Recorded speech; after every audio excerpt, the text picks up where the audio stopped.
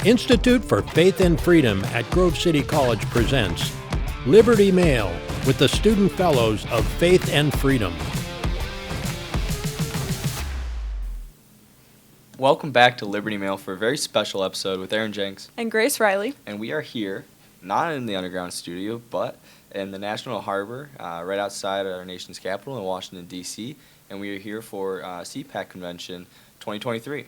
Yeah, we're super excited. This is going to be a really fun time for us and a really cool time to be on the ground here while CPAC is going on. Yeah, a ton of new speakers coming in.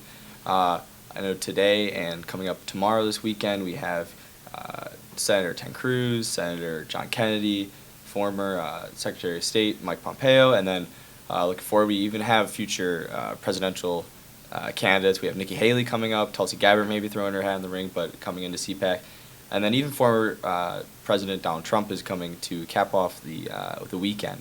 So a number of great speakers coming up this week, and then also just a great time for conservative groups and organizations to get together, and we'll kind of give you the scoop on what the general feel is like coming up this week, what groups and what they're kind of preaching this week, and we're excited to just get that information to you guys. Yeah, and we're recording this here on the first day, so once you hear this and are watching this episode, it'll be past, but we're excited here on the first day. Aaron, who are you the most excited to hear speak? I'm really looking forward to Nikki Haley talking. Her throwing her hat into the ring for the presidential candidacy is going to be interesting, and I think she actually is going to garner quite a bit of support. So seeing what her message is, especially because CPAC, I know last year our takeaway, probably number one takeaway, was that how heavily favored CPAC was for Trump. So this will be interesting this year to see how her throwing her hat in the ring mixes in with that. How about you? Who are you most excited about? I think it certainly will be interesting. I'm excited to see some of the journalists I follow. I'm excited to see Katie Pavlich and Sarah Carter. They're both really great. And I'm excited for Trump as well. And I think it'll be interesting to also hear what his message is and to see, will that support still be around him this year? Or how is that going to go with so many Republicans throwing themselves into the race? That's a great point. And hopefully to get some answers on that, we'll be covering the straw poll that CPAC does every year. But in addition to that, we'll have our own little survey that we will be going around and asking people to do politely, and hopefully that will garner some really good information that we can talk about on the second episode to come. So this is kind of the intro episode of the week. Yeah, and the thing about CPAC too is when we're talking about these political candidates and the presidential race is that's going to really set the stage for kind of who the energy is behind. I think CPAC this year will tell us a lot about who people are supporting, who people are the most excited for. The straw poll's always interesting, and obviously this isn't the, it doesn't dictate everything, but it's an interesting thing to consider and will definitely set somewhat of a stage and energy behind certain candidates. So that will be interesting as we watch it unfold, especially with so much uncertainty in the Republican Party, because a lot of people don't know who they would pick, or a lot of people don't know who the nominee would be. So that's definitely something that's interesting to watch. Yeah, absolutely. And that's why we're so glad to be given this opportunity from the Institute for Faith and Freedom to come down to CPAC this year. It's a great opportunity, like I said, to just understand what's happening in the conservative movement, see who the leaders are going to be potentially in the next coming years, and then, like I said, the organizations who are taking the ground roots, push forward and leadership on the ground. And so before we hop into other stuff, I wanted to get to some of the other deliverables that we as Liberty Mail want to bring to you. So we'll be doing that survey, like I said, a second episode, and then the last one, which I haven't mentioned, is Man on the Street interviews. And those are going to be super fun because that's where you really get the feel of, okay, well, what is the general vibe of this session? And then one of the interesting questions we want to ask is hot takes, but we won't get into our hot takes today. But then I do want to get into the main question that we want to ask and figure out is, okay, well, in your political opinion, what is the top issue that needs to be addressed right now from leadership, and then what is lacking right now? Do you have any take on that?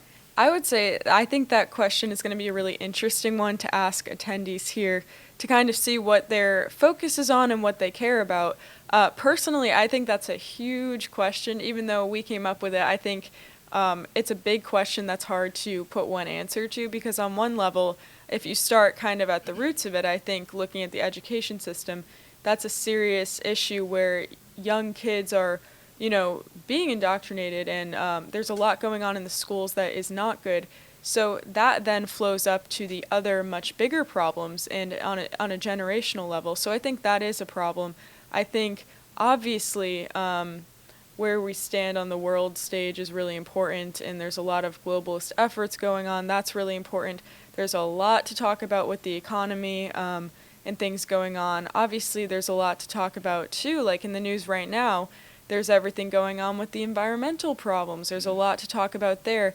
And another big issue that doesn't ever go away is the corruption in the government and how big it's gotten. And I think with leftist politicians, how far left their policies are becoming. So I think there are plenty of interesting answers that I'm sure that we'll hear from this, and it's hard for me to pick one.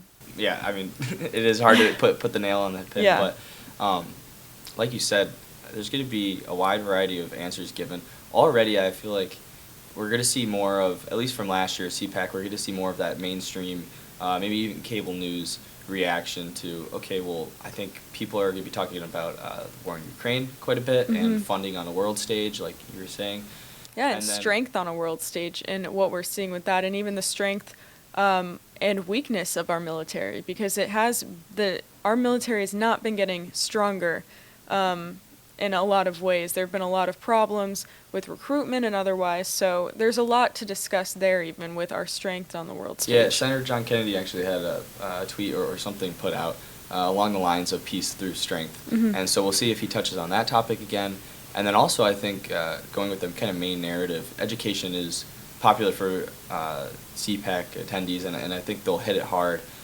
I would really like to see, I think my top issue, if I had to put it on, would just be inflation, and for them to really leadership to hit that topic hard. Yeah. Because I really feel like they're getting away from it, and like you said, they want to move into kind of the culture aspects of politics maybe, and so we'll see what top issues they bring up. But Well, and with inflation, that's something that impacts Americans day to day. That's a huge problem that impacts Americans on a daily basis. So that certainly is something that should be focused on.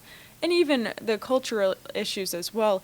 I would say also the biggest issue maybe that we face, especially from a Christian perspective, is the fact that, God is not present in very much of our culture. I mean, not that people don't want to prioritize God, that people are becoming less and less religious over the generations. I think that's a problem that then links to a lot of other problems.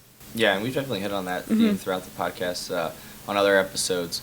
But it is interesting. We'll see if we can ask people what kind of place they think Christianity has within conservatism.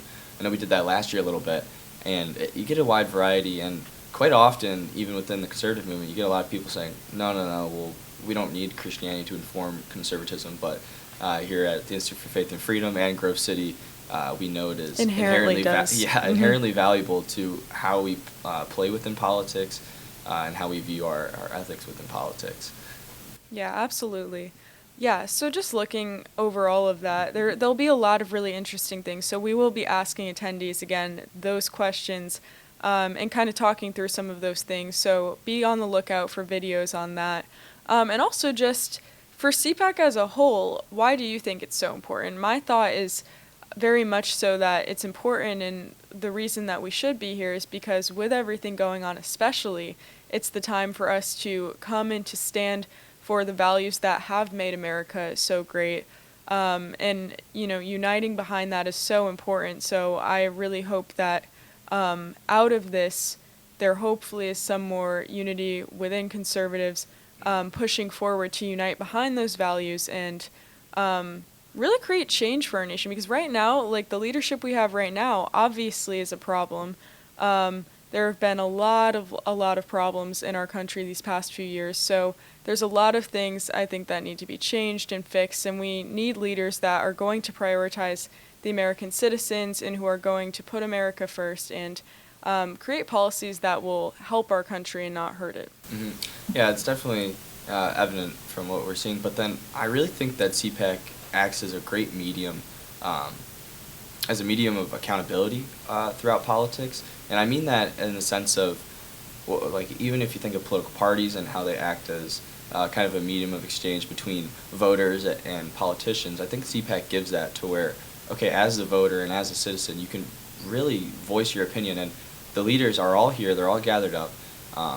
They're interested in what we're going to say, and then they're interested in how we're going to vote. Mm-hmm. So it's one of our, it's an event where we can really be vocal about what we want as conservatives in our movement, and it gives us that accountability, or it gives accountability to the politicians, I think. Yeah, and that drives back to a really good point as well, that the power is in the hands of the people, you know, like, Oh, yeah. and it should be. And I think having leaders that respect that and want to ensure that that's the case and that corruption, you know, is on the lesser side is important. Mhm.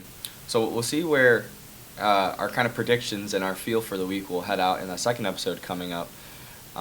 I wanted to say, because I forgot to do this in the introduction, but if you please go on YouTube, we have just a beautiful view of the Potomac River here at our set. Our producer Don put up a great set for us. It's probably the best set we've had. This is a pretty nice. It's a nice set, so we'll miss it when we go to the underground studio. Yeah, the dark underground studio. Mm-hmm.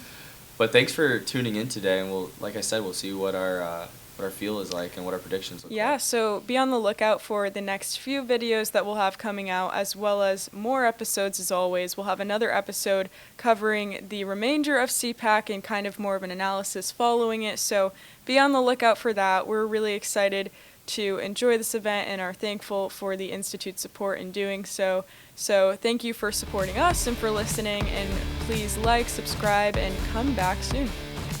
Thank you. For more information on the Institute for Faith and Freedom, visit faithandfreedom.com.